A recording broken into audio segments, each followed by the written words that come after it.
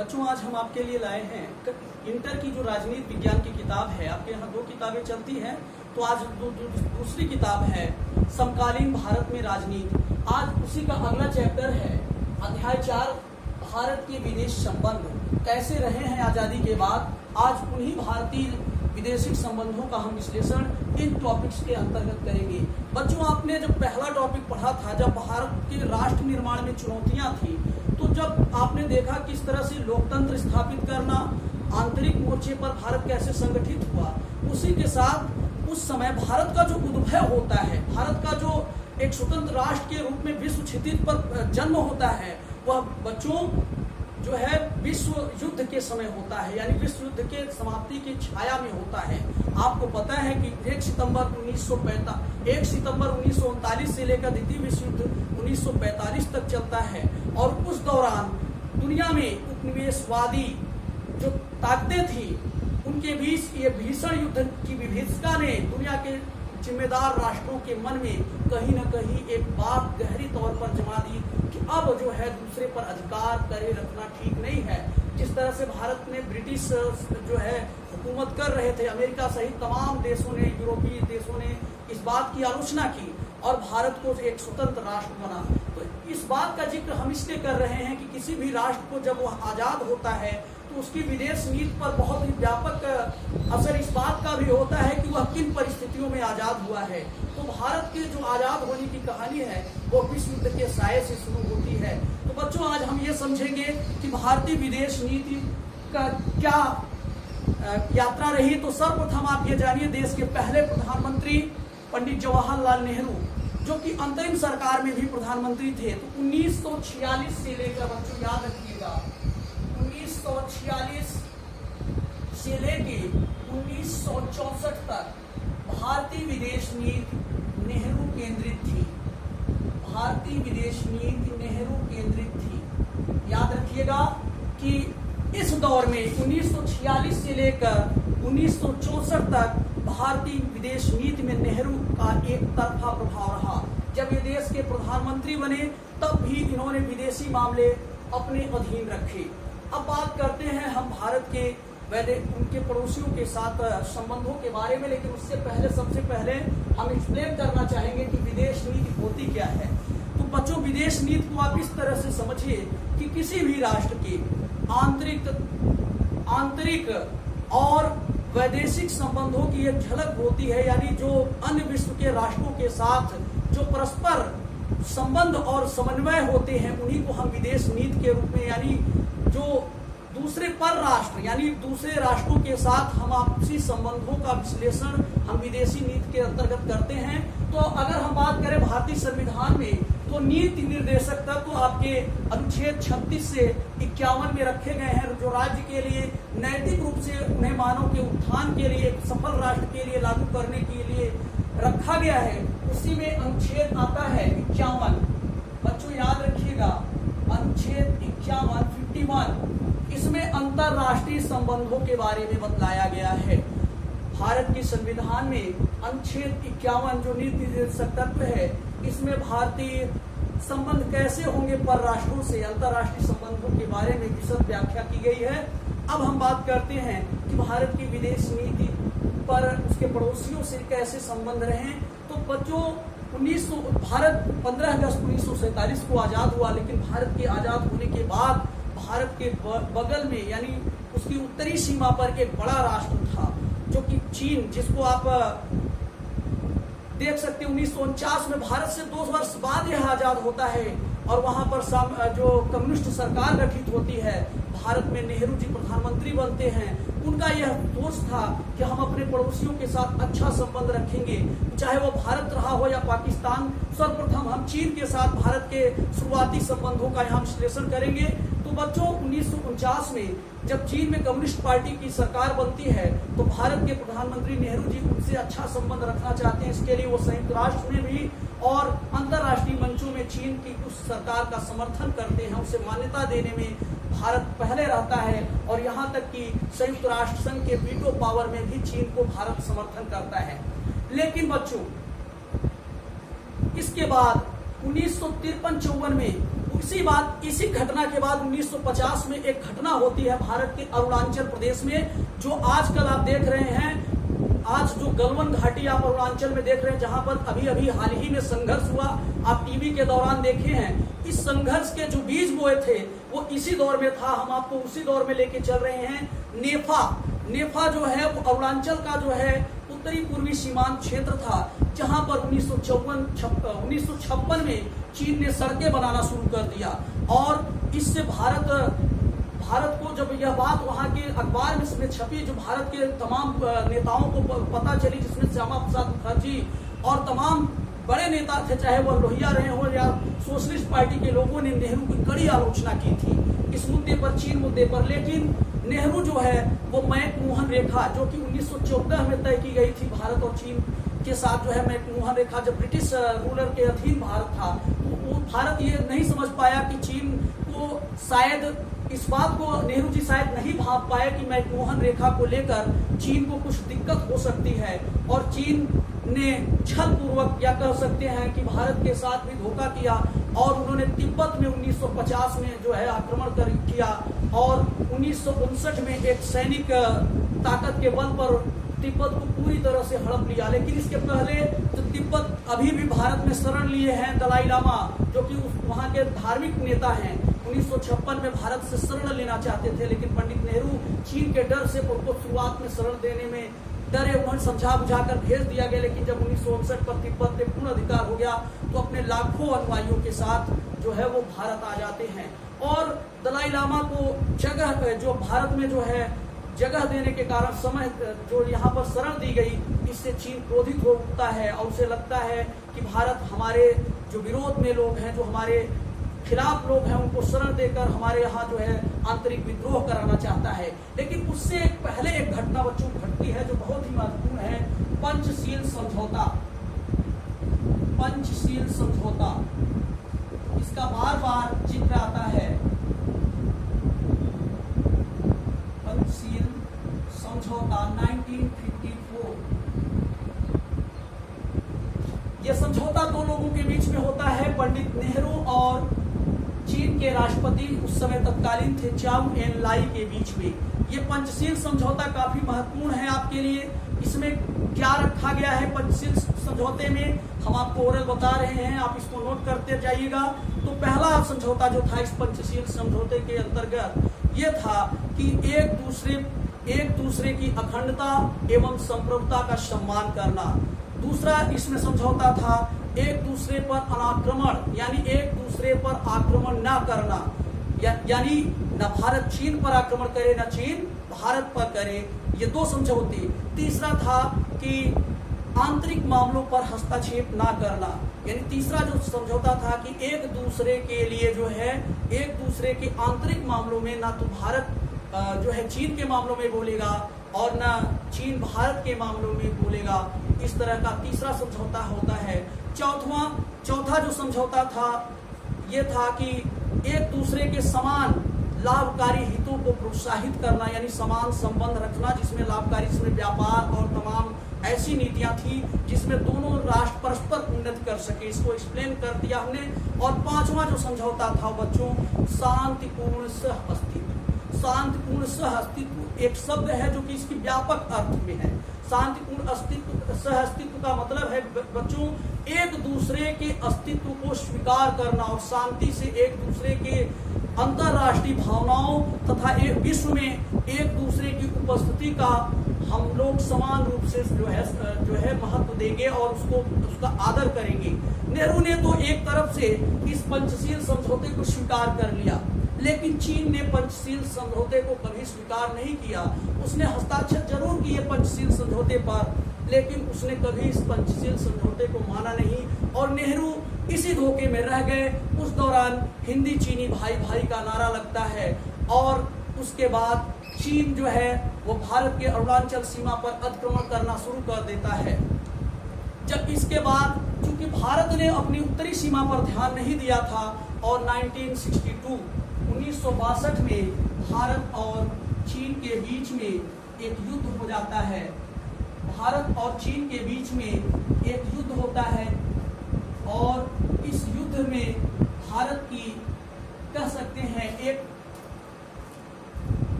एक तरफा हार होती है, क्योंकि भारतीय जो विदेश नीति थी उस समय कहीं ना कहीं चीन को लेकर सजग नहीं थी।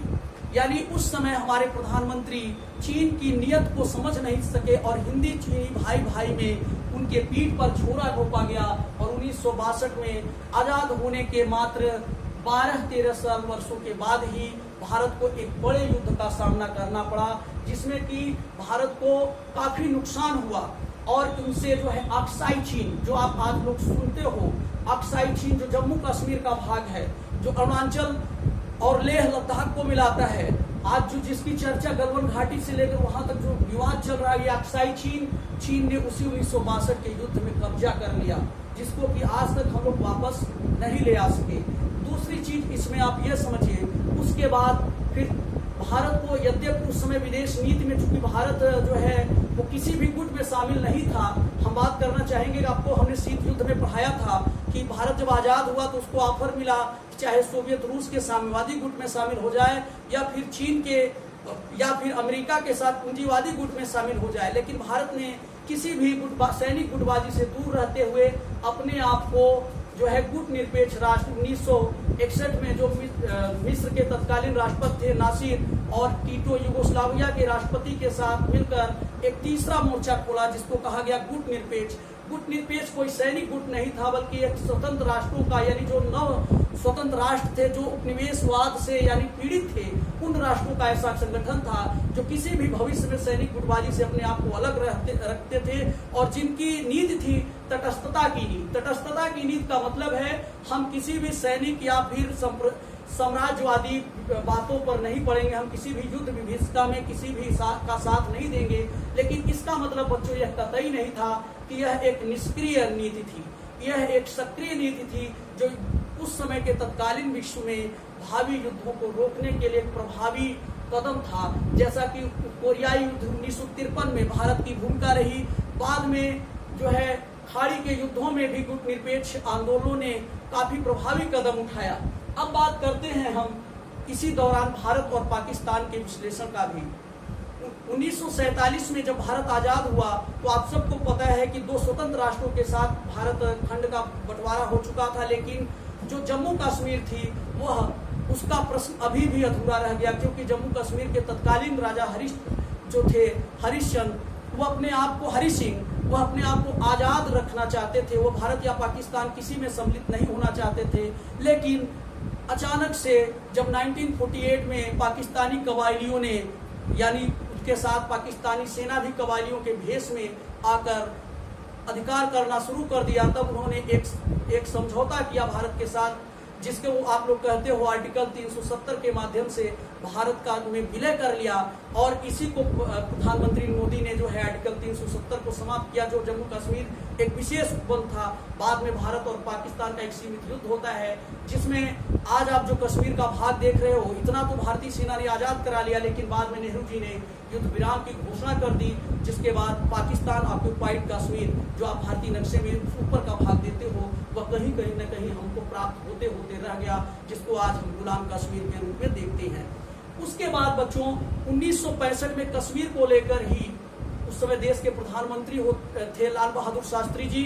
1964 में 63 में जो है नेहरू जी की जो है मौत हो जाती है, हार्ट अटैक होता है, शायद चाइना युद्ध का उनको बड़ा सपना लगा था। उसके बाद 65 में भी भारत चूंकि एक बड़ा युद्ध लड़ चुका था, लेकिन 1965 में पाकिस्तान ने फिर कश्मीर को लेकर भारत की सीमा पर आक्रमण कर दिया और भारत को उस समय 1965 से 70 के बीच में भीषण अकाल पड़ा हुआ था और उस अकाल के कारण देश गंभीर आर्थिक विपन्नता यानी संकट से जूझ रहा था। लेकिन उसके बावजूद एक बड़े युद्ध में झुकना पड़ा और उस समय लाल बहादुर शास्त्री ने देश को नारा दिया था, जय जवान जय किसान।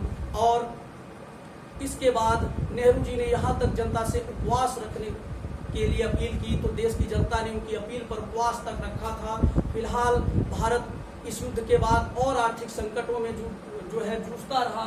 अब आपको हम बात करें कि भारतीय विदेश जो नीति थी वह शुरू से ही शांतिपूर्ण सह अस्तित्व थी। एक प्रश्न ये उठता है कि क्या भारत विशेषकर जब 1972 में उसके बाद जब 1970 का एक मैं जिक्र यहाँ करूंगा पाकिस्तान के संदर्भ में। 1970 यानी 1970 में पाकिस्तान में एक चुनाव होता है और उस चुनाव में जो है अल्पमत की सरकारें बनती हैं। आपको पता है पूर्वी पाकिस्तान जो वर्तमान बांग्लादेश है और पश्चिमी पाकिस्तान जो वर्तमान में अभी पाकिस्तान है, तो वहां पर चुनाव होता है और वहां पर दोनों जगह अल्पमत की सरकारें आती है। ऐसी परिस्थिति में वहां पर पाकिस्तान में जो है वो जुल्फिकार अली भुट्टो को बहुमत मिलता है, लेकिन पूर्वी पाकिस्तान जहां बांग्ला बोली जाती है वहां आवामी लीग जो इस समय वहां की प्रधानमंत्री शेख हसीना हैं, उनके फादर थे यानी उनके पिता थे शेख मुजब्बिर रहमान, उनको बढ़त मिलती है। लेकिन पाकिस्तान में आज भी पंजाबी बहुल यानी पंजाबी मुस्लिमों का लगभग देश की 90% नौकरियों में दबदबा है और वही लोग सरकारी पदों से लेकर राजनीतिक पदों पर विराजमान हैं। उस दौर में भी जातीय भेदभाव यानी एक तरह से नस्ली भेदभाव अन्य पाकिस्तानियों के साथ किया गया। यद्यपि बांग्लादेश में रहने वाले लोग मुसलमान थे, लेकिन भाषाई आधार पर उनके साथ भेदभाव किया गया और पाकिस्तानी सेना ने वहां पर क्रूरता के साथ जो है बंगालियों का दमन करना शुरू कर दिया। ऐसी परिस्थिति में लाखों लोग भारतीय सीमा क्षेत्र में शरण लेने के लिए आ गए और तब भारत को मजबूरी में जो है बांग्लादेश को मुक्त कराने के लिए, जब वहां पर शेख मुजब्बिर रहमान को 1972 में कैद किया गया, तो फिर भारत ने जब पाकिस्तान ने संघर्ष विराम का जो है उल्लंघन किया और भारत के दो सीमाओं पर राजस्थान और पंजाब में आक्रमण कर दिया, मोर्चा खोल दिया, तब भारतीय सेना ने जो है उसके खिलाफ तीन तरफ जो है मोर्चा खोलते हुए राजधानी ढाका जो कि उसमें पूरी पाकिस्तान आज बांग्लादेश की राजधानी है, उसको तीन तरफ से जो है घेर लिया। ऐसी परिस्थिति में पाकिस्तान ने एक तरफा आत्मसमर्पण किया। लगभग उस समय 90,000 पाकिस्तानी फौज को अपने हाथ जो है हथियार सरेंडर करने पड़े। और बच्चों इसके बाद 1972 में एक समझौता होता है। 1972 में जो है भुट्टो और जो है तत्कालीन भारत की प्रधानमंत्री जिन्हें दुर्गा कहा गया इंदिरा गांधी के बीच समझौता होता है और भारत उस समझौते के माध्यम से जीते हुए भूभाग को छोड़ देता है। उस युद्ध में भारत की सेनाएं लाहौर तक घुस चुकी थी, लेकिन फिर संघर्ष विराम के बाद भारत वापस लौट आता है।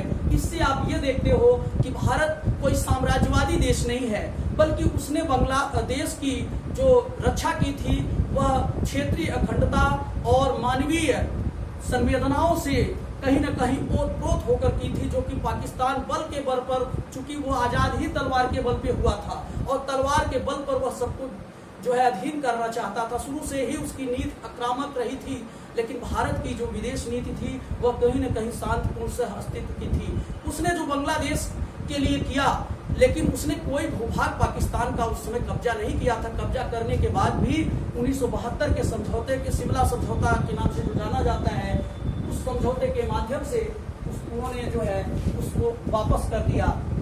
बच्चों अब यहाँ पर हम कुछ चीजें ऐसी थी जो उसके पहले हुई थी उसकी भी चर्चा करेंगे, लेकिन वो नेक्स्ट वीडियो में। बच्चों भारत में जो देखिए किसी न किसी देश की जो विदेश नीति होती है वो उसके आंतरिक और बाहरी जो संबंध होते हैं उसी का विश्लेषण होता है।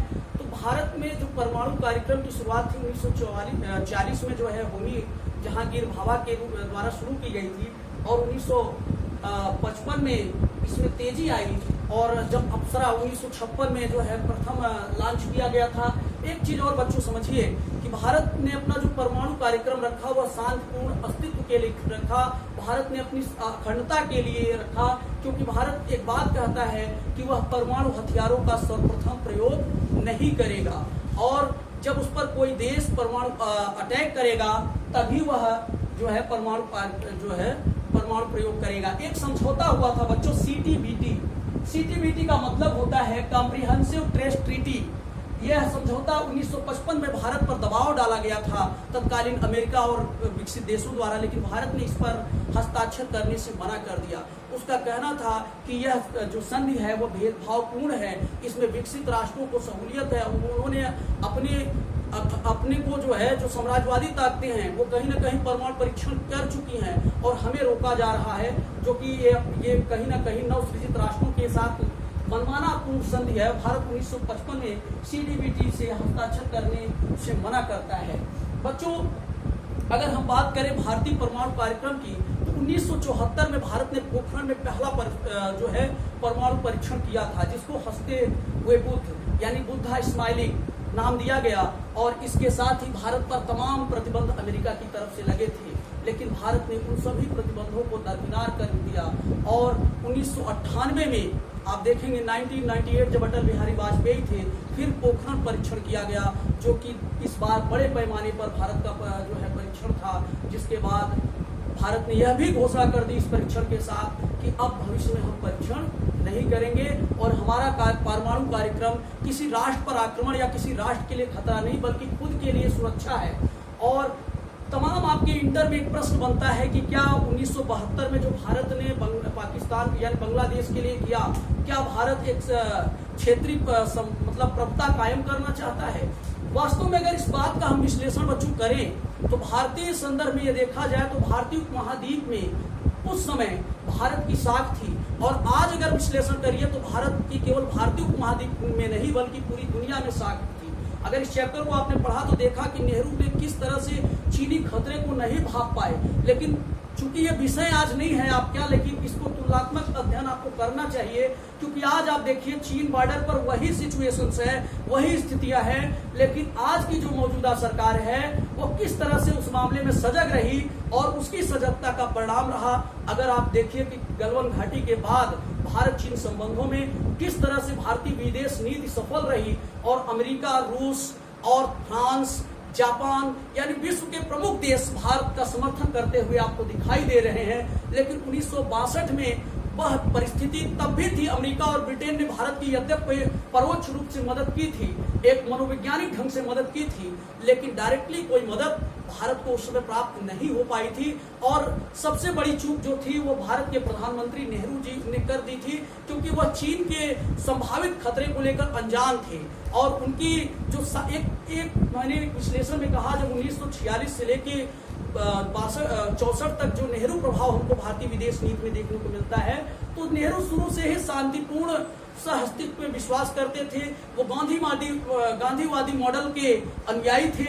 इसका कारण था कि चीन के संभावित खतरे को भांप नहीं सके। लेकिन आज के दौर का भारत आप देखिए, आपके यहाँ कल ही देश के लिए अभूतपूर्व गौरवपूर्ण क्षण था जब राफेल भारत की अंबाला एयरपोर्ट पर उतरा और देश ने ये दिखा दिया कि हम उस खतरे यानी उस गलती से इस बार सीख चुके हैं, और भारत ने अपने इस वायुसेना को इतना मजबूत कर लिया कि अब चीन की हिम्मत नहीं है कि भारत से सीधा टकरा सके। और सबसे बड़ी बात ये देखिए बच्चों कि भारत ने जो है विदेशी मोर्चे पर हम इसका विश्लेषण कर चुके हैं। यद्यपि 2-3 मोर्चे पर आंतरिक मामलों अगल बगल में हमें, चाहे नेपाल का मुद्दा हो, पाकिस्तान तो हमारा जन्म से ही कहीं न कहीं दुश्मन रहा है। चीन ने विश्वासघात किया हमारे साथ, जबकि हमने दोस्ती का हाथ उसकी तरफ बढ़ाया था, और आज नेपाल हमारे से दूर हो रहा है। तो इसका कारण ये है बच्चों कि नेपाल में भी कम्युनिस्ट सरकार है और चीन में भी कम्युनिस्ट सरकार है, और इस कारण वहां पर सरकारें एक दूसरे के साथ आ गई। एक उदाहरण मैं भारत का भी बताऊंगा आपको। 1962 में जब भारत चीन युद्ध हुआ था, तो भारत में जो कम्युनिस्ट पार्टी थी उसमें आधे धड़े के लोगों ने चीन का समर्थन किया था। इसके बाद 1964 में कम्युनिस्ट पार्टी में 2 खंड हो गए, यानी विभाजन हो गया इसी बात को लेकर। एक भारतीय कम्युनिस्ट पार्टी जो बनी और एक सीपीआई, इनमें जो है चीन समर्थित, और एक जो है उस विचारधारा से अलग राय रखने वाले। 1964 में आप समझिए जो भारतीय कम्युनिस्ट पार्टी थी उसका जो है विघटन हो जाता है। इस प्रकार से बच्चों आपने ये देखा कि भारतीय जो विदेश नीति है वो पूर्णतः जो पंचशील का आप सिद्धांत देखते हैं वो भारत अंतरराष्ट्रीय नियमों का पूर्णतः पालन करता है। और निर्देशक तत्व 51 यह कहता है कि भारत कभी भी किसी भी देश पर इतिहास में ना आक्रमण किया है, ना आक्रमण करने की इच्छा रखता है, न उसके अंदर भूभाग प्राप्त करने की लिप्सा है। लेकिन इसका मतलब ये नहीं कि भारत निष्क्रिय है। बच्चों याद रखना कि भारत एक बड़ी भूमिका अपने आप को विश्व में देखता है, और आज के दौर में चाहे वह कोरोना महामारी रही हो या विदेशी चाइना संकट के समय जो है ये बॉर्डर पर जो हालात के बीच भारत की बड़ी भूमिका रहती है और दुनिया के बड़े राष्ट्र भारत को इस मामले में चाहते हैं कि भारत अपनी भूमिका को देखे। आपके ही इसी दक्षिण एशियाई सहयोग संगठन दक्षेस का एक सदस्य अफगानिस्तान समस्या रहा हो, वहां पर जो आधारभूत ढांचा है, स्वास्थ्य सेवा है, वहां की संसदीय निर्माण प्रक्रिया है, वहां भारत की बड़ी महती भूमिका है और भारत इन कार्यों के द्वारा उसके साथ अपने संबंधों को जो है और ऐतिहासिकता प्रदान कर रहा है। भारत का लगभग अपने अगल बगल के राष्ट्रों में लगभग 2 देशों को निकाल दिया जाए और तो भारत का लगभग संबंध अच्छा रहा है। अगला जो वीडियो आएगा उस पर हम श्रीलंका और अन्य देशों के साथ भारतीय विदेश नीति का विश्लेषण करेंगे।